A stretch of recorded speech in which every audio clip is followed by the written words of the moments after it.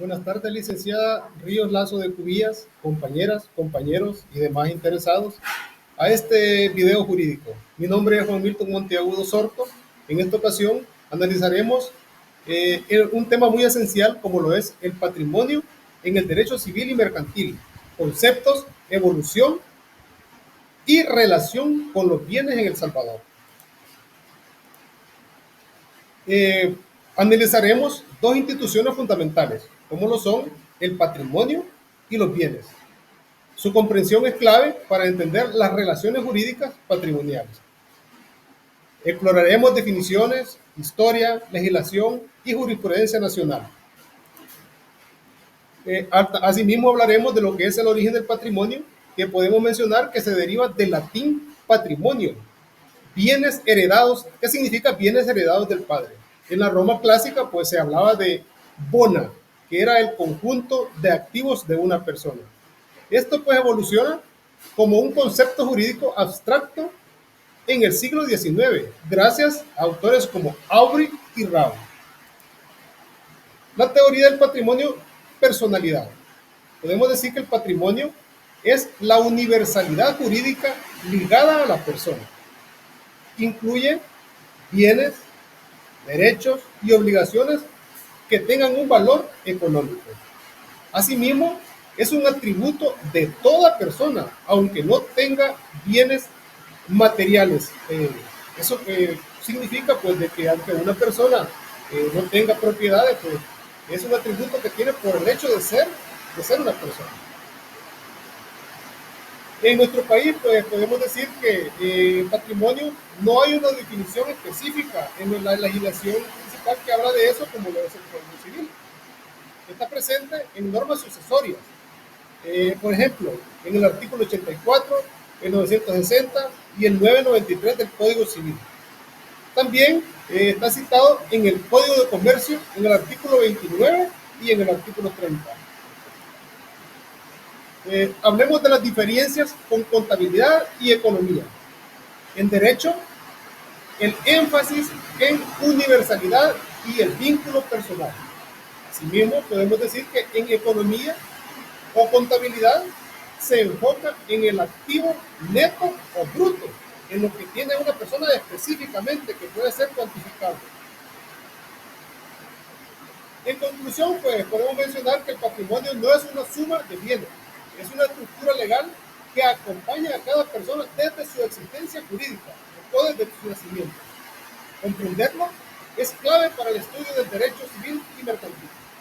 Esta sería mi participación y a continuación seguirá el compañero Boris Stanley Pacheco con el tema características y legislación primaria. Gracias.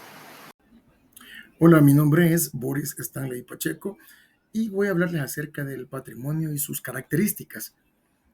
Cuando hablamos de las características determinantes, hablamos de la universalidad jurídica, y es que la universalidad jurídica en el patrimonio está constituido por una totalidad abstracta, una masa de bienes, derechos y obligaciones que se consideran como un todo.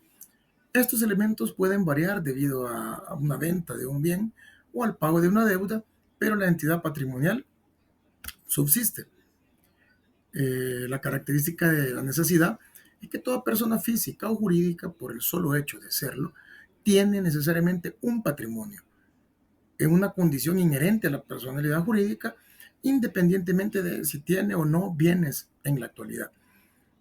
La característica de la unidad nos habla de que cada persona tiene un patrimonio y es indivisible como la personalidad misma. Todos los activos responden por todos los pasivos, conformando una masa única. La inalienabilidad inter vivos, esta nos habla de que el patrimonio como universalidad jurídica ligada a la persona no puede ser enajenada en su totalidad mediante un acto entre vivos. Este solo puede darse, puede transferirse elementos singulares que lo integran por medio de una transmisión íntegra del patrimonio en causa de muerte, y será a través de una sucesión.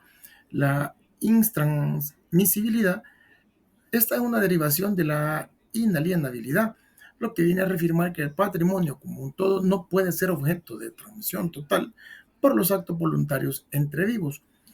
Por último, la imprescriptibilidad, nos habla de que el patrimonio en sí mismo, como atributo de la personalidad, no se puede extinguir por prescripción, aunque los derechos y acciones específicos que lo componen sí puedan prescribir según las reglas generales.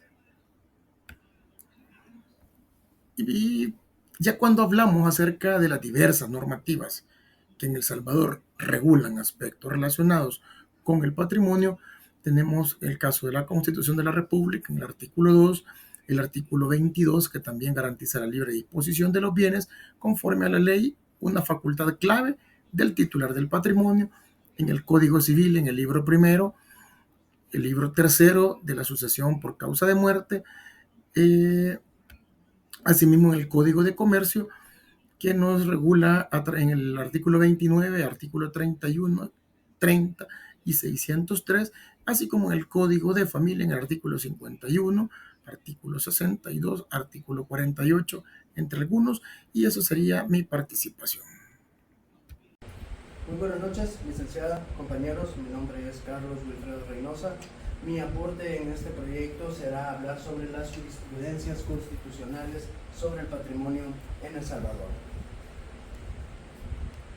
La sentencia 54-2005 es por la inconstitucionalidad del artículo 214, inciso B del Código Penal. Los hechos de esta inconstitucionalidad fueron que se impugnaron la constitucionalidad del delito de conducción de mercadería de dudosa procedencia, lo cual está establecido en el artículo 214, inciso B de la Constitución, del Código Penal Civil. Lo que refutaban era que esto no protegía un bien jurídico claro o que éste violaba el principio de lesividad y ponía en duda si el patrimonio era un bien tutelado. La validación de la sala fue que afirmó categóricamente que el bien jurídico protegido en el artículo 214, inciso B, es un patrimonio. Así que la decisión de la sala en este caso fue que declaró constitucional el artículo 214, inciso B del Código Penal, confirmando que el patrimonio sí es un bien jurídico susceptible y que debía ser protegido. Luego vamos a pasar a las sentencias 146-214 y la sentencia 107 del 2017, en los cuales se alegaba la inconstitucionalidad sobre la ley de extinción de dominio y la administración de bienes, como se conoce por sus siglas, la LEDAD, y sus reformas. En este se argumentaba que habían violaciones al derecho como la propiedad, la seguridad jurídica y por la presunta retroactividad. En este caso, la valoración de la sala fue que la distinción fundamental del derecho de propiedad estaba garantizado constitucionalmente, y esto lo podemos ver en el artículo 2, artículo 103 de nuestra Constitución Nacional, y que esto solo ampara los bienes adquiridos lícitamente, ya que los bienes, cuando son adquiridos ilícitamente, difícilmente llegan a ser parte del patrimonio de una persona. Por lo cual, la sala tuvo la decisión de que avaló la constitucionalidad del mecanismo central de la ley LEDAD. Así que lo único que declaró inconstitucionales son varias de las reformas específicas, como la eliminación de la figura del valor equivalente, la introducción de plazos de prescripción y las acciones sobre bienes ilícitos, atribución de facultades con efecto de cosa juzgada a la Fiscalía. En conclusión, en este caso hemos visto tres resoluciones tres diferentes jurisprudencias en nuestro país en las cuales se puede ver la protección del patrimonio en nuestro país. Agradezco su atención y pasen una feliz noche. Hola, ¿qué tal? Hoy les hablaré sobre los bienes del derecho civil mercantil salvadoreño. Un tema que puede parecer básico, pero es fundamental para entender las propiedades, los contratos y los patrimonios. ¿Qué es un bien? Según el Código Civil salvadoreño, específicamente en el artículo 560, un bien es todo aquello que puede ser apropiado por una persona. Esto incluye tanto cosas materiales como una casa, un vehículo, cosas intangibles como un derecho de crédito. No todo lo que existe es un bien jurídico. Para que lo sea, debe tener relevancia legal y valor económico. Así los bienes forman parte de la base de nuestro patrimonio y permiten que existan transacciones, herencias, préstamos y mucho más. Clasificación de los bienes. El mismo artículo 560 nos da una gran división de bienes inmuebles e inmuebles. Los bienes muebles, según el artículo 562, son aquellos que pueden trasladarse sin dañarse. Ejemplos son el dinero, los muebles de una casa, un celular, incluso un crédito. Estos a su vez pueden ser fungibles si se consumen con un uso como la comida o el combustible, no fungibles si no se destruyen con el uso como una computadora o un libro. Los bienes inmuebles, según el artículo 561, son los que no pueden moverse sin afectar su esencia, la tierra, un edificio o un árbol enraizado. De estos hay varios tipos. Uno por naturaleza, el suelo. Dos por adhesión, lo que está fijo en muebles como ventanas o árboles. Dos por destinación, maquinaria o animales de campo destinados al uso de finca. Cuatro por el objeto aplicado a los derechos reales como muebles, como hipotecas, usufructos. Esta clasificación es importante porque determina los requisitos legales para vender, grabar, heredar un bien. Marco legal en El Salvador. Los bienes están regulados por varias normas clave. La Constitución, que garantiza el derecho de la propiedad, regula la expropiación y establece que los bienes ubicados en el país se rigen por nuestras leyes. El Código Civil, que contiene todo el desarrollo sobre propiedad, posesión y uso de dominio de los bienes. Se distingue entre bienes públicos, privados, fiscales y regula los derechos sobre ellos. El Código de Comercio, que adapta estas reglas al mundo empresarial, contratos mercantiles, contraventas y plazos aportes asociados. También existen las leyes especiales como la Ley de las Garantías Mobiliarias para dar seguridad sobre los bienes inmuebles, la Ley de Protección al Patrimonio Cultural para bienes históricos o artísticos, la Ley de IVA que define los muebles afectados y fiscales, la Ley Agraria como la LETEPRAT para tierras rurales bajo régimen cooperativo. En conclusión, en resumen, saber es un bien y cómo se clasifica no es solo teoría, es clave para proteger nuestros derechos patrimoniales y contratar de forma segura y actuar conforme la ley. A continuación, para finalizar este interesante video, me dirigiré a ustedes con mi compañera Haxel Rivas Quintanilla, quien hablará sobre la clasificación específica y jurisprudencia constitucional. Muchas gracias. Buenas tardes a todos, soy Haxel Rivas de Quintanilla y en seguimiento al tema que explicó Sofía Artiga de Alvarado, compartiré un poco sobre la clasificación de los bienes tal como lo abordan los textos legales y el Código Civil. También me referiré a la jurisprudencia emanada por la Honorable Sala de lo Constitucional de la Corte Suprema de Justicia. Más allá de la típica división entre lo que podemos mover como un carro o una mesa y lo que está fijo al suelo como una casa o un terreno, existen otras formas súper interesantes de clasificarlos y que tienen efectos legales importantes. Por ejemplo, hablamos de los bienes corporales, que son las cosas tangibles que podemos tocar y ver como un libro o una computadora. Y los bienes incorporales, que son más abstractos, como un derecho de autor sobre una canción o el permiso para usar un terreno ajeno que conocemos como servidumbre.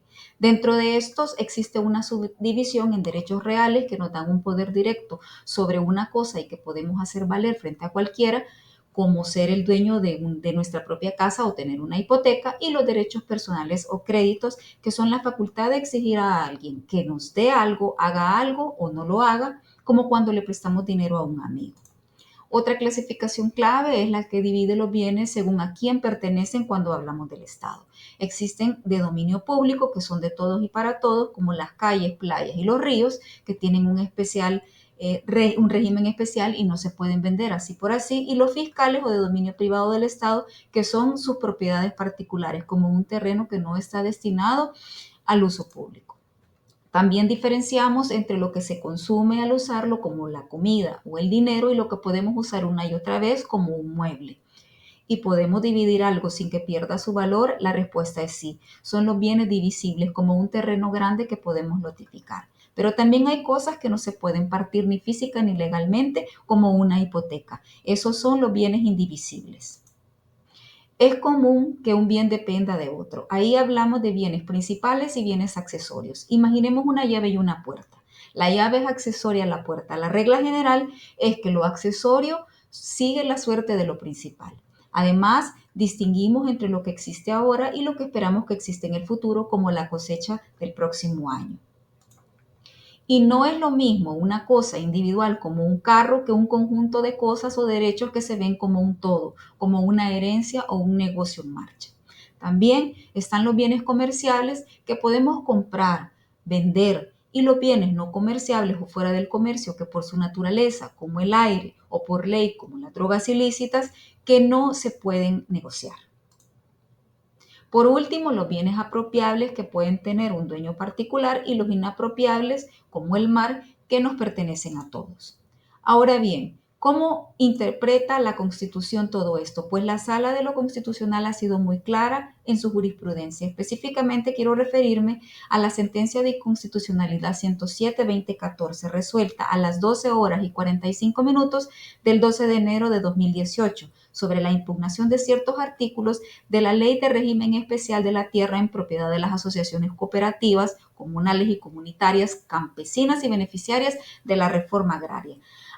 La Sala, al analizar el caso a la luz del artículo 105, inciso tercero de la Constitución, que establece un régimen especial para estas tierras, determinó que la Constitución establece que la Constitución permite que se establezcan limitaciones a la libre disposición de ciertos bienes en función de su especial naturaleza y destino. Esto se conecta directamente con lo que hemos venido hablando sobre cómo, más allá del Código Civil, la Constitución juega un papel importante en la regulación de los bienes. El artículo 22 de la Constitución reconoce el derecho a la libre disposición de los bienes, pero este derecho no es absoluto y puede ser modulado por otras disposiciones constitucionales. Es fundamental entender estas interacciones entre el Código Civil y la Constitución para tener una visión completa del derecho de bienes en nuestro país. Para concluir, recordemos que nuestro patrimonio está compuesto por el conjunto de todos nuestros bienes, derechos y obligaciones. Conocer la clasificación de estos bienes y cómo se interpreta a la luz de la Constitución es fundamental para todos y todas, pues nos permite entender mejor cómo interactuamos con el mundo que nos rodea desde una perspectiva legal. Gracias.